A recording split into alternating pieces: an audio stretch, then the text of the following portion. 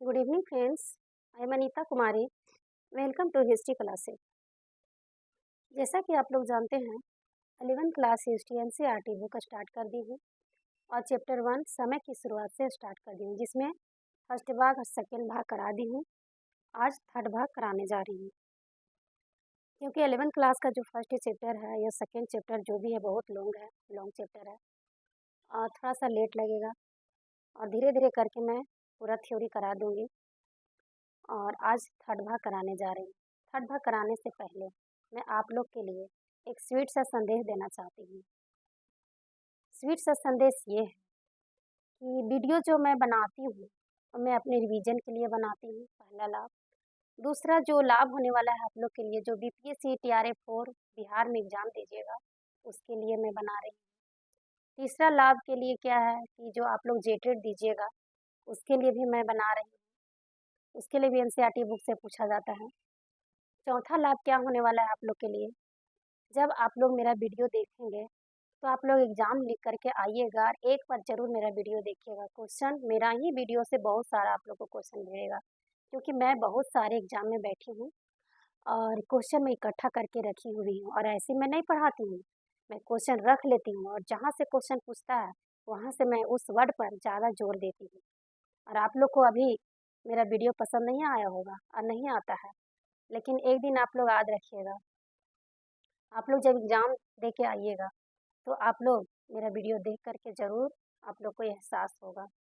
और जिस दिन मेरा वीडियो से क्वेश्चन भिड़ जाएगा आप लोग को मेरा पढ़ाया हुआ से, उस दिन आप लोग महसूस कीजिएगा और अगर नहीं भिड़ेगा तो आप लोग मेरे से बात कीजिएगा। मैं उस दिन से शिक्षा जगत से इस्तीफ़ा दे दूँगी, मैं पढ़ाई नहीं करूँगी। और मैं और क्या कहना चाहती हूँ आप लोग के लिए कि किसी का दिन एक दिन अच्छा होता है, किसी का एक दिन बुरा भी होता है। अच्छा दिन आने में लेट लगता है, लेकिन बुरा दिन बहुत जल्द आ जाता है। इसलिए मैं कहती हूँ इंसान को कभी हार नहीं मानना चाहिए। आज मैं छोटा फ़ोन से वीडियो बना रही हूँ, क्योंकि मेरे पास अभी सुविधा नहीं है। छोटा फ़ोन के वजह से आप लोग मेरा वीडियो पे ध्यान नहीं देते हैं, लेकिन उस वीडियो में कहाँ पे क्या बताती हूँ वो आप लोग को दिखाई नहीं दे रहा है। लेकिन एक दिन मैं आप लोग के सामने ज़रूर आऊँगी, डिजिटल बोर्ड के साथ आऊँगी और ज़रूर आऊँगी। अपने लिए या तो आप लोग के लिए पक्का आऊँगी। बस आप लोग को दुआ और सपोर्ट होना चाहिए। लेकिन आप लोग तो सपोर्ट क्या, दुआ क्या दीजिएगा, आप लोग तो सपोर्ट ही नहीं करना चाहते हैं। इसलिए मेरा वीडियो को ध्यान से आप लोग देखते नहीं हैं। हम इतना मेहनत करके वीडियो डालते हैं, लेकिन आप लोग नहीं देखते हैं, कोई बात नहीं। पर मेरा रिवीजन शानदार रूप से हो रहा है। इसलिए चलिए आगे मैं बताती हूँ, पढ़ाने जा रही हूँ आगे का जो है चैप्टर।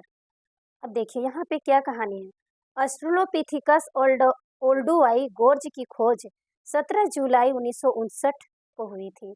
यानी कि ऑस्ट्रेलोपिथिकस जो है, मानव का कर्मिक विकास का ये जो है ऑस्ट्रेलोपिथिकस ओल्डुआई गोर्ज की खोज 17 जुलाई 1959 ईस्वी को हुआ था। ओल्डुआई गोर्ज पृष्ठ संख्या 14 में सर्वप्रथम 20वीं सदी के प्रारंभिक वर्षों में एक जर्मन तितली संग्राहक द्वारा खोजा गया था, लेकिन आगे चलकर यह ओल्डुआई नाम मेरी और लुईस लिक्की के साथ गहराई से जुड़ गया। यहाँ पे क्या है लिखा हुआ कि ऑस्ट्रेलोपिथिकस ओल्डुआई गोर्ज की खोज 17 जुलाई 1959 को हुआ था। ओल्डुआई गोर्ज जो है सर्वप्रथम 20वीं सदी के प्रारंभिक वर्षों में एक जर्मन तितली संग्राहक द्वारा खोजा गया था, लेकिन आगे चलकर यह क्या हुआ कि ओल्डुआई जो नाम था मेरी और लुईस लिक्की के साथ मेरी लुईस लिक्की क्या है मेरी लुईस लिक्की के साथ गहराई से जुड़ गया, जिन्होंने यहाँ 40 वर्षों से भी अधिक समय तक शोध कार्य किया। यहाँ पे जो ओल्डुआई गोर्ज है वहाँ पे मेरी और लुईस लिक्की ये तीनों मिल करके कितने वर्षों तक खुदाई किए थे, 40 वर्षों तक खुदाई किए थे, समय तक शोध कार्य किया था। मेरी और लिक्की ने ही ओल्डुआई और लेतोली में पुरातात्विक खुदाई कार्यों की देखभाल की थी और वहाँ की गई अनेक रोमांचक खोजों में उसका हाथ रहा था। लुईस लिक्की ने अपनी इस अद्भुत खोज का वर्णन इस प्रकार किया है। लुईस और लिक्की क्या करते हैं, इस अद्भुत क्या है, ये प्रस्तुतिकरण किया गया था, खोज किया गया था, इसमें उनका अद्भुत कहानी है।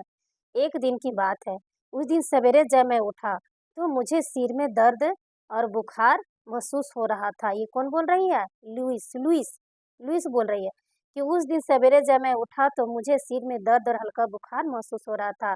इच्छा तो नहीं थी कि पर मुझे शिविर में ही रहना पड़ा, क्योंकि हम दोनों में से काम पर नहीं जा रहा था, इसलिए मेरी मेरी के लिए काम पर जाना जरूरी हो गया। मतलब लुइस को बुखार लग गया तो वो वहाँ पे शोध करने के लिए नहीं गई। तो किसको जाना पड़ा? लिक्की को जाना पड़ा। हमें अपना काम पूरा करने के लिए सिर्फ 1 सप्ताह का ही समय मिला था। यानी कि कहने का तात्पर्य है कि इनको जो काम करने का जो मिला हुआ था, यहाँ पे 7 सप्ताह का ही ये दोनों का मिला हुआ था। जल्दी-जल्दी बीत रहा था, इसलिए मेरी अपने दोनों कुत्तों सैली और उसके बाद फिर क्या बोलते हैं, टुट्टूस के साथ खुदाई पर चली गई। मतलब कि मेरी का कुत्ता का क्या नाम था? सैली और टुट्टस के साथ खुदाई पर चली गई और मैं बेचैन होकर पीछे शिविर में रह गया। ये कौन बोल रहा है? बोल रही है लुइस, लुइस बोल रही है। कुछ समय बाद शायद मेरी झपकी टूटी तो मैंने लेट रोवर की आवाज़ सुनी। वह बड़ी तेजी से शिविर की ओर आ रही थी। मुझे पल भर के लिए एक सपना सा आ गया। मुझे लगा कि मेरी की किसी जहरीली बिच्छू ने काट लिया है। बहुत जोर से आवाज़ आया तो लुइस को लगा कि कहीं तो जहरीली बिच्छू ने तो नहीं काट लिया मेरी को, तो इस तरह से किसी सांप ने तो ना डस लिया, कुत्तों की नज़र से बच निकल गया होगा। उसके बाद क्या हुआ कि ये कौन बोल रही है? लुइस बोल रही है मेरी के लिए, लिक्की के लिए। लैंड रोवर गाड़ी मतलब कि खड़खड़ाहट के साथ रुकी और मैंने कई बार मेरी उसे पा लिया, मैंने उसे पा लिया। क्या हो रहा था? मेरी जो है वो ज़ोर-ज़ोर से क्या कर रहे थे? मेरी वो चिल्ला रहे थे, मैंने उसे पा लिया। मैं अभी सिर दर्द से लड़खड़ा रहा था। ये लुइस लुइस बोल रहा कि लुइस बोल रही कि मैं अभी भी लड़खड़ा रहा था। मैं उसका मतलब नहीं समझ पाया। मैंने पूछा, "अरे! क्या हुआ? क्या पा लिया? क्या चोट खा बैठी?" मेरी ने कहा, "उसी को बस" मेरी ने कहा, "उसी को बस, उस आदमी को, हमारे आदमी को पा लिया। उसी को जिसे हम पिछले 23 वर्षों से खोज रहे थे। जल्दी आओ, मुझे उसके दाँत मिल गए हैं।" ये लुइस पूछ रहे तुम्हें क्या मिल गया? तो मेरी बोलती है कि मुझे जो 23 साल से जो मैं खोज रहा था, वो चीज़ मिल गया, यानी कि दाँत, दाँत की खुदाई कर रहे थे तो दाँत मिल गया। इस तरह से मेरी, लुइस और एक और क्या नाम था? लुइस, मेरी और लिक्की, ये तीनों ने खुदाई पर चल पड़े थे, जिसमें लुइस को बुखार लग गया था। मेरी और लिक्की ही खोज पर गए थे और लुइस को क्या हो गया था? बुखार लग गया था। अब यहाँ देखते हैं कि यहाँ पर घुमावदार होना कालांतर में जब औजार बनाने और लंबी दूरी तक पैदल चलने की क्रिया में बढ़ोतरी होती गई, तब मानवीय विशिष्टताओं तथा लक्षणों का विकास भी होता गया। अब देखिए जैसे-जैसे मानव का शरीर का विकास होने लगा और जैसे-जैसे उन लोग पैदल चलना स्टार्ट करने लगे, तो उन लोगों को क्या होने लगा? पैदल चलने की प्रक्रिया में बढ़ोतरी होने लगी और मानवीय विशिष्टताओं तथा लक्षणों का विकास भी होता गया। मतलब उन लोगों ने क्या होने लगा कि जो मानव में लक्षण होते हैं वो धीरे-धीरे आने लगे। प्रजातियों की अवसर अक्सर उनकी हड्डियों की रचना में पाए जाने वाले अंतरों के आधार पर एक दूसरे से अलग किया गया है।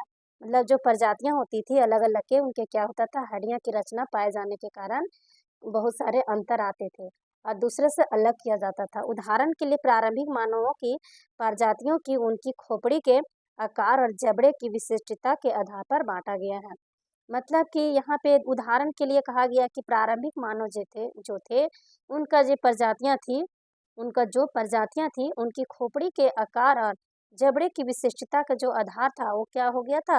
आधार बँट गया था, अलग-अलग हो गया था। पृष्ठ संख्या 10 पर चित्र में देखिए, विशेषताएँ सकारात्मक प्रतिपुष्टि अवस्था यानी वांछित परिणाम प्राप्त होने से ही विकसित हुई होगी। मतलब ये चित्र संख्या 10 में बता रहा है कि किस तरह से वहाँ पे सकारात्मक प्रतिपुष्टि अवस्था में यानी वांछित परिणाम प्राप्त होते हैं कि किस तरह से उनके चलने में, फिरने में उनके प्रजातियाँ अलग-अलग थी, उनकी हड्डी का कैसे विकास हुआ, ये सारी बातें इस पुस्तक के माध्यम से हम लोग पढ़ाई कर रहे हैं। अब देखें देखिए यहाँ पे क्या है, कुछ बॉक्स दिया गया है, उस बॉक्स का कहानी है सकारात्मक पुष्टि। देखिए, किसी बॉक्स विशेष की ओर इंगित तीर के निशान उन प्रभावों को बताते हैं, जिनकी वजह से कोई विशेषता विकसित हुई हो। मस्तिष्क के आकार और उसकी क्षमता और वृद्धि। एक बॉक्स में क्या दिया गया है? मस्तिष्क के आकार और उसकी क्षमता वृद्धि। उसके बाद देखते हैं उसके नीचे का बॉक्स में क्या है? आँखों से निगरानी, भोजन और शिकार की तलाश में लंबी दूरी तक चलना। मतलब उसका मस्तिष्क का आकार हो गया, उनका उनका मस्तिष्क का क्षमता क्या हो गया, वृद्धि हो गया।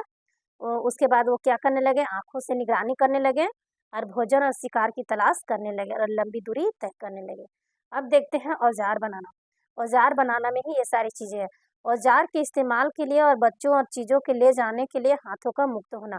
मतलब कि औज़ार बनाने के लिए उनका हाथ फ्री होना चाहिए, ताकि वो अपने औज़ार बना सकें और उसके बाद फिर बच्चों को बच्चों को ले जाने के लिए हाथों को मुक्त होना चाहिए। मतलब बच्चों को ले जाने के लिए भी पहले के मानव को औज़ार भी बनाने के लिए फ्री होना चाहिए और बच्चों को भी ले जाने के लिए फ्री होना चाहिए। अब यहाँ देखिए कि सीधे खड़े होकर चलना, फिर सीधे होकर खड़े होने लगे। किसी बॉक्स से दूर इंगित करने वाले तीर के निशान यह बताते हैं कि बॉक्स में बताए गए विकास क्रम ने अन्य प्रक्रियाओं को कैसे प्रभावित किया। मतलब बॉक्स से माध्यम से बताया गया है कि बॉक्स में बताया गया कि विकास क्रम जो है अन्य प्रक्रियाओं को कैसे प्रभावित किया होगा। अब यहाँ देखते हैं उदाहरण के लिए दो पैरों पर खड़े होकर चलने की क्षमता के कारण हाथ बच्चों या चीजों को उठाकर ले जाने के लिए मुक्त हो गए। कहने का तात्पर्य है, यहाँ उदाहरण दिया गया, जो दो पैर से खड़े होंगे, चलने लगेंगे, तो वो काम भी कर सकते हैं, किसी चीज को ले भी जा सकते हैं, बच्चों को भी अपने गोदी में ले जा सकते हैं और वे उस काम को करने में मुक्त होते हैं। ज्यों-ज्यों हाथों का इस्तेमाल बढ़ता गया, त्यों तो दो पैरों पर खड़े होकर चलने की कुशलता भी बढ़ती गई।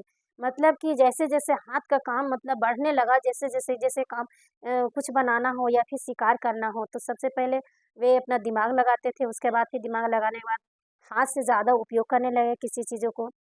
सामान ले छूना है तो सामान ले जाना है तो हाथ से ही। तो ज्यों-ज्यों दो पैरों पर खड़े होने लगे, तो उनकी कुशलता क्या होने लगे? बढ़ने लगे। इससे भिन्न प्रकार के काम करने के लिए हाथ स्वतंत्र हो जाने का लाभ तो मिला ही, साथ ही चार पैरों के बजाय दो पैरों पर चलने से शारीरिक ऊर्जा की खपत भी कम होने लगी। जैसे कि चार पैर से जो चलने वाला पहले का जो मानव थे, वानर रूप से जो हम लोग का जो ये इतना सुंदर शरीर का विकास हुआ है। पहले क्या होता था कि चार पैर पर चलते थे, धीरे-धीरे क्या हुआ कि हाथ का प्रयोग करने लगे, तो हाथ मतलब धीरे-धीरे सीधे खड़े होने लगे। सीधे खड़े होने के बाद हाथ से काम ज़्यादा करने लगे, पैर से चलने के लिए आदत डालने लगे, तो उनमें क्या होने लगा कि पैरों के बजाय दो पैरों से चलने की शारीरिक ऊर्जा क्या होने लगा? कम खपत होने लगा। लेकिन दौड़ते समय ये लाभ उल्टा हो गया। क्या हो गया? उल्टा हो गया। जब दौड़ने समय चार पैर से दौड़ते थे, तो ज़्यादा ऊर्जा खपत नहीं होता था। उनको चलने में कठिनाई नहीं होता था। जल्दी-जल्दी मतलब कि दौड़ लेते थे और वही दो पैरों पर दौड़ना थोड़ा-सा कठिनाई होने लगा। अब लेतोली तंजानिया से मिले होमिनिड के प्राचीन के जीवाश्मों देखे इन अनुभाग का आवरण पृष्ठ और हदार इथोपिया से प्राप्त हड्डियों के जीवाश्मों से पता चलता है कि तत्कालीन मानव दो पैरों पर चलने लगे थे। मतलब इथोपिया जो है, वहाँ से प्राप्त हड्डियों से पता चलता है कि जो जीवाश्म मिले हैं वो तत्कालीन मानव के दो पैरों पर ही चलने के साक्ष्य मिले हैं। अब आगे देखते हैं। लगभग 25 लाख वर्ष पहले ध्रुवीय हिमाच्छादन से हिमयुग के प्रारंभ में जब पृथ्वी के बड़े-बड़े भाग बर्फ से ढक गए, तो जलवायु तथा वनस्पति की स्थिति में बड़े-बड़े परिवर्तन आए। अब यहाँ क्या हुआ कि लगभग 25 लाख वर्ष पहले की बात है। ध्रुवीय जो हिमाच्छादन ध्रुवीय प्रदेशों में जहाँ पे हिमयुग का प्रारंभ हुआ था, जब पृथ्वी के बड़े-बड़े भाग जो थे वो बर्फ से ढक गए थे पृथ्वी, तो वहाँ पे जलवायु और वनस्पति की स्थिति क्या होने लगा था, बड़े-बड़े परिवर्तन आने लगा था। उनका तापमान और वर्षा में कमी होने होने के कारण जंगल कम हो गए थे। मतलब कि ज़ाहिर-सी बात है कि अगर वर्षा नहीं होगा तो क्या होगा? जंगल जंगल के पेड़-पौधे नष्ट हो जाएँगे और कम हो जाएँगे और घास के मैदानों का क्षेत्रफल बढ़ गया, जिसके परिणाम स्वरूप ऑस्ट्रेलोपिथेकस के प्रारंभिक रूप जो जंगलों में रहने के आदी थे, धीरे-धीरे लुप्त हो गए। जैसे कि क्या हुआ, मौसम परिवर्तन होने लगा, घास का मैदान का क्षेत्रफल बढ़ गया और ऑस्ट्रेलोपिथेकस क्या हुआ, प्रारंभिक रूप से जो जंगलों में रहने लगे थे, धीरे-धीरे क्या हो गए? लुप्त हो गए और उनके स्थान पर उनकी दूसरी प्रजातियां आ गई, जो सूखी परिस्थितियों में आराम से रह सकती थी। इनमें जीनस होमो के सबसे पुराने प्रतिनिधि शामिल थे। यहाँ पे क्या है कि 25 वर्ष से पहले क्या हुआ कि ध्रुवीय हिमस्खलन था और वहाँ पे क्या हो गया था कि जब पृथ्वी के बड़े-बड़े भाग बर्फ से ढक गए थे और उसके बाद फिर वहाँ तापमान और वर्षा में कमी होने लगी थी, तो ऑस्ट्रेलोपिथेकस क्या होने लगा, जंगलों में रहने की आदत था उन लोग को, पेड़-पौधे मर गए थे और नष्ट हो गए थे, तो उनको जंगलों में रहने का आदत था, तो धीरे-धीरे पेड़-पौधे नष्ट होने के कारण ऑस्ट्रेलोपिथेकस की जो प्रजातियाँ थी नष्ट हो गई। उसके बाद जो सूखी मतलब कि वातावरण में रहने वाला जो प्रजाति थे, उनका उद्भव हुआ। उसके बाद दूसरी प्रजातियां आ गई, सूखी परिस्थिति में आराम से रह सकती थी और इनमें जीनस होमो के सबसे पुराने प्रतिनिधि भी शामिल थे। होमो लातिनी भाषा का एक शब्द है। होमो क्या है? होमो लातिनी भाषा का एक शब्द है। एग्जाम में पूछ सकता है TRF और BPSC में कि होमो कौन सी भाषा का शब्द है, तो लातिनी भाषा का शब्द है। ये इम्पोर्टेंट क्वेश्चन है, जिसका अर्थ है आदमी। यद्यपि इसमें पुरुष और स्त्री दोनों शामिल हैं। वैज्ञानिकों ने होमो को कई प्रजातियों में बांटा है। मतलब इसमें जो होमो जो है, इसमें आदमी भी और पुरुष यानी कि आदमी स्त्री दोनों शामिल है। वैज्ञानिकों ने होमो को कई प्रजातियों में बांटा है। इन प्रजातियों को उनकी विशेषताओं के अनुसार अलग अलग नाम दिए हैं। मतलब इन प्रजातियों के क्या किए हैं? विशेषताओं के आधार पर अलग अलग नाम दिए हैं। इस प्रकार जीवाश्मों को होमो हैबिलिस यानी औजार बनाने वाले कहते हैं। होमो हैबिलिस मतलब क्या होता है? औजार बनाने वाला। ये वेरी वेरी इंपॉर्टेंट है। होमो हैबिलिस का मतलब होता है होमो हैबिलिस का मतलब होता है औजार बनाने वाला। होमो इरेक्ट्स का मतलब होता है सीधे खड़े होकर पैरों के बल चलने वाले। Very very important. Homo erectus का मतलब होता है सीधे खड़े होकर पैरों के बल चलने वाले। अब यहाँ देखते हैं, होमो सेपियंस का मतलब होता है प्राज्ञ चिंतनशील मनुष्य। मतलब हम लोग, मतलब कि बहुत ही चिंतनशील और विशिष्ट मानव, बहुत अच्छा मानव। मतलब कि जैसे हम लोग का दिमाग है उस टाइप से के रूप में वर्गीकृत किया गया है। होमो हैबिलिस के जीवाश्म इथोपिया में ओमो ओमो और तंजानिया में ओल्डोवाई गोर्ज से प्राप्त किए गए हैं। होमो इरेक्ट्स के प्राचीनतम जीवाश्म अफ्रीका के एशिया दोनों महाद्वीपों में पाए गए हैं। यहाँ पे एक इम्पोर्टेंट क्वेश्चन क्या बनने वाला है कि जो होमो इरेक्ट्स का प्राचीनतम जीवाश्म था वह कहाँ से प्राप्त हुआ था? तो अफ्रीका से प्राप्त हुआ था। एशिया दोनों महाद्वीप में पाए गए थे। उसके बाद कुबीफोरा और पश्चिमी तुर्काना, केनिया और मोड़ और जोकार्तो और संगीरन जावा एशिया में पाए गए जीवाश्म अफ्रीका में पाए गए। जीवाश्मों की तुलना में परवर्ती काल के इसलिए यह अधिक संभव है। होमिनिड पूर्वी अफ्रीका से चलकर दक्षिणी उत्तरी अफ्रीका, दक्षिणी और पूर्वोत्तर एशिया और शायद यूरोप में भी 20 से 15 लाख वर्ष पहले गए। ये प्रजातियां लगभग 10 लाख वर्ष पहले तक जीवित रही। अब यहाँ क्या है कि होमो हैबिलिस के जीवाश्म इथोपिया में यानी कि ओमो में, तंजानिया में ओल्डोवाई गोर्ज से प्राप्त किए गए थे। कौन? Homo habilis. कहाँ से प्राप्त किए गए थे इनका जीवाश्म? तो ओमो और तंजानिया से। अब यहाँ देखते हैं कि होमो इरेक्ट्स का प्राचीनतम जीवाश्म कहाँ से मिला था? तो अफ्रीका से मिला था। अफ्रीका से कहाँ से? एशिया और दोनों महाद्वीपों में पाए गए थे। अच्छा, कुपीफोरा का कहानी क्या है? ये पश्चिमी तुर्काना, केनिया और मोड़ और जोकार्ता और संगीरन जावा एशिया में पाए गए थे। कौन? ये कुबीफोरा। अब देखते हैं जीवाश्म जो अफ्रीका में पाए गए जीवाश्मों की तुलना में परवर्ती काल के हैं। मतलब जो है इसलिए यह अधिक जीव संभव है, क्योंकि ये क्या है? अधिक संभव। होमिनिड पूर्वी अफ्रीका से चल कर आए थे। कहाँ पे? दक्षिणी और उत्तरी अफ्रीका में। दक्षिणी और पूर्वोत्तर एशिया और शायद यूरोप में भी क्या हुआ था? इन लोगों का जो 20 से लेकर 15 लाख वर्ष पहले ये प्रजातियां लगभग 10 लाख वर्ष पहले तक जीवित रहा था। तो आज यहीं तक। अब कल नेक्स्ट वीडियो में। धन्यवाद।